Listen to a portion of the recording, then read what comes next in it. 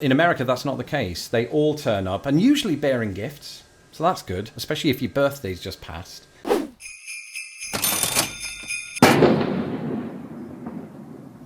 Hello, I'm Lawrence and I'm on a quest to uncover all of the memos that Britain and America lost in the pond, and one of those memos pertains to, quite conveniently, Christmas.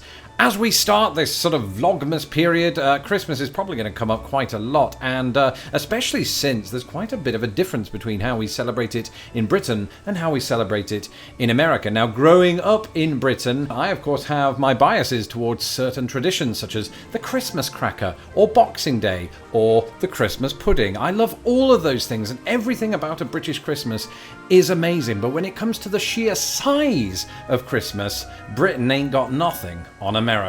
You see, I spend a lot of time on this channel talking about how the movies or the films don't quite paint an accurate picture of the United States of America, but when it comes to Christmas, they more or less do. I mean, most of us don't own a huge, gigantic house like in Home Alone, granted, but nonetheless, Christmas is a huge extravaganza here in America in a way that it simply isn't in my homeland, and I'm going to look at some of the ways in which it is.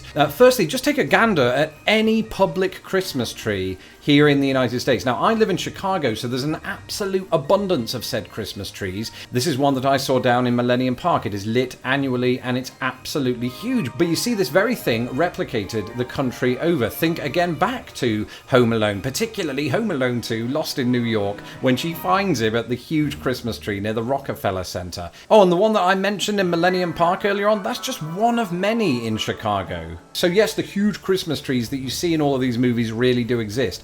As do the lights on front of houses. I thought that this was just a thing made up for Home Alone and other Christmas movies. Turns out they're everywhere. Just here in my neighbourhood in Chicago, you just have to walk around the corner and there's at least 5 houses that have gone the whole hog. When I say hog, I don't mean the, meat that you're going to eat at Christmas. But it's to such an extent that you wonder how anybody has any money left over afterward.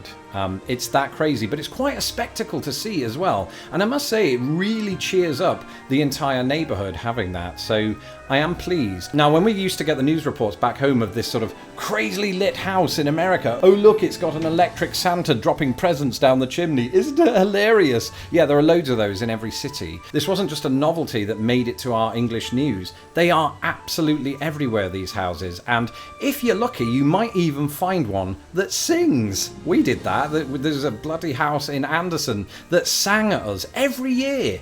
And we didn't have to pay. It just sang. You just put on headphones, tune into that house's radio station, and voila, you have a flashing, singing house. Now, what do you get if you combine big public Christmas trees with huge flashing lights?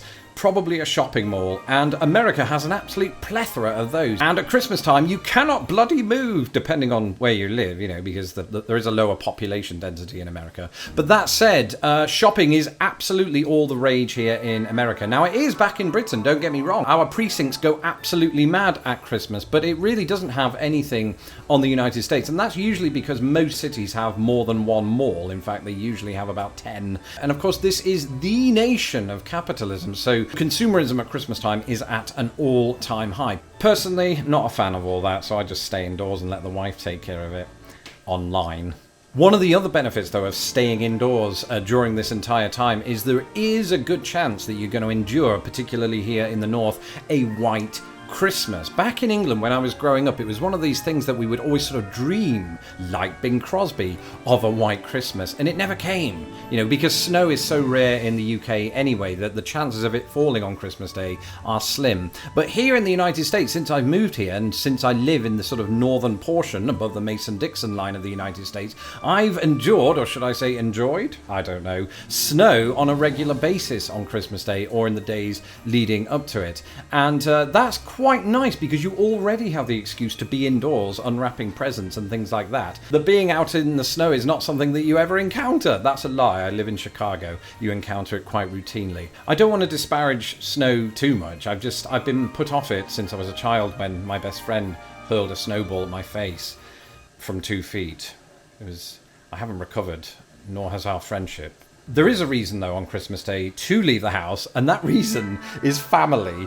No, if you're watching, family, it's not about you. It's me. I'm the problem. I know that. You should know that after all these years of not receiving a gift. And that's something else about American Christmases, isn't it? Family.